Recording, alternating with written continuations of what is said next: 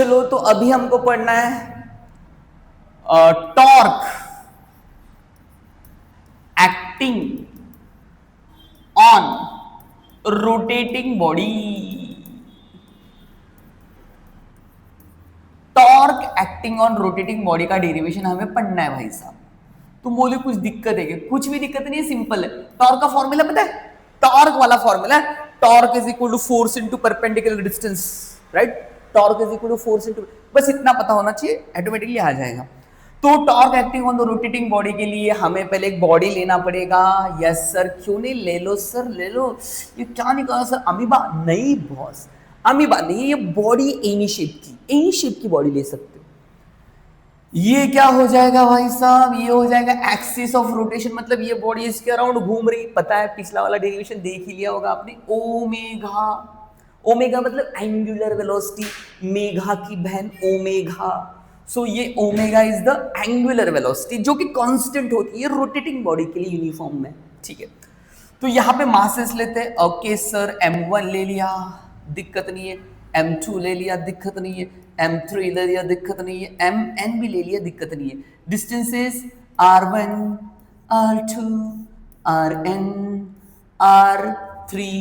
सही है? सही तो, सॉरी यार, सही नहीं जा रहे, सही नहीं जा रहे। हाँ, ये डिस्टेंस होगा r3, राइट? इसके वेलोसिटीज वगैरह सब पता है आपको। और इधर क्या लिखना है? ब्ला ब्ला ब्ला ब्ला ब्ला ब्ला ब्ला ब्ला ब्ला ब्ला ब्ला ब्ला ब्ला ब्ला ब्ला।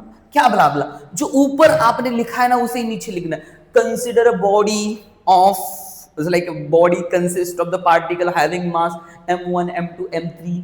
The distances from the axis of rotation is r1, r2, r3 up to rn, and the velocities of each particle is v1, v2, v3, and the angular velocity remain constant. Okay sir, कुछ दिक्कत नहीं है। Torque, torque, torque,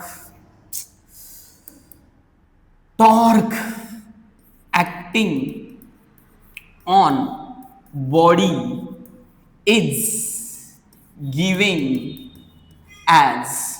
torque का formula क्या होता है भाई साहब? क्या होता है टॉर्क का फॉर्मूला?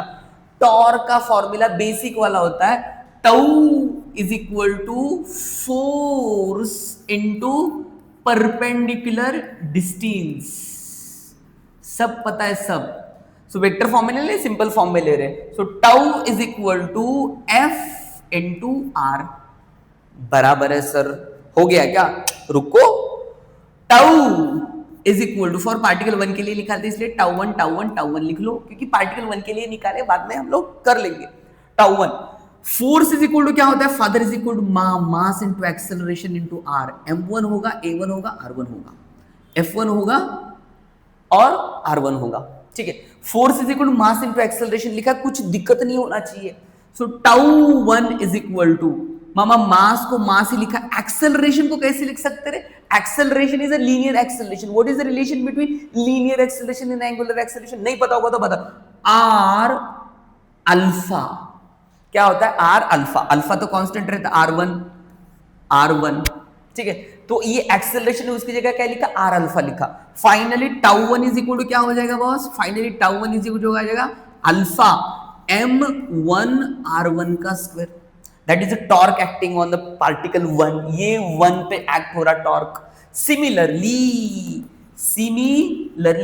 टाउ 2 कितना होगा बॉस? इधर ही लॉजिक लगा के बता दो। अल्फा तो कांस्टेंट होगा, अल्फा m1 r1 का स्क्वायर। टाउ 3 क्या होगा? अल्फा m3 r3 का स्क्वायर। टाउ n क्या होगा? अल्फा mn rn का स्क्वायर। सही जा रहे बॉस, सही जा रहे, कोई दिक्कत नहीं। Total torque acting on a body, total torque tau is equal to tau 1 plus tau 2 plus tau 3 up to tau n। Vector form में लिखना, लिख सकते, कुछ दिक्कत है नहीं। So total tau is equal to tau 1 tau 2 tau 3 में क्या कॉमन निकलेगा? सर अल्फा निकलेगा, अल्फा। चल निकाल दिया अल्फा, अंदर क्या रहेगा सर? m1 r1 का स्क्वायर प्लस m2 r2 का स्क्वायर प्लस m3 r3 का स्क्वायर अप टू जा रहे सर mn rn के स्क्वायर तक। ओके सर कुछ दिख रहे, tau is equal to alpha, इसको क्या लिख सकते हैं, इसको ले सकते हैं summation of I running from 1 to n, M I R I का स्क्वायर। अब ये देखा हुआ सा लग रहा है, कितनी बार बताओ, that is the moment of inertia. Moment of inertia is the summation of product of mass and the square of distance from the axis of rotation. पिछला वाला वीडियो देख लो, इससे मोमेंट ऑफ इनर्शिया वाला। So tau is equal to alpha into क्या I, so finally tau is equal to I alpha. Oh my God, sir, this is very easy. Yes, this is easy. पिछला वाला rotational like kinetic rotating body, और ये दोनों derivation same to same ही तो है, और अगला वाला डेरिवेशन भी सेम टू सेम है। अगर आपको वीडियो अच्छा लगा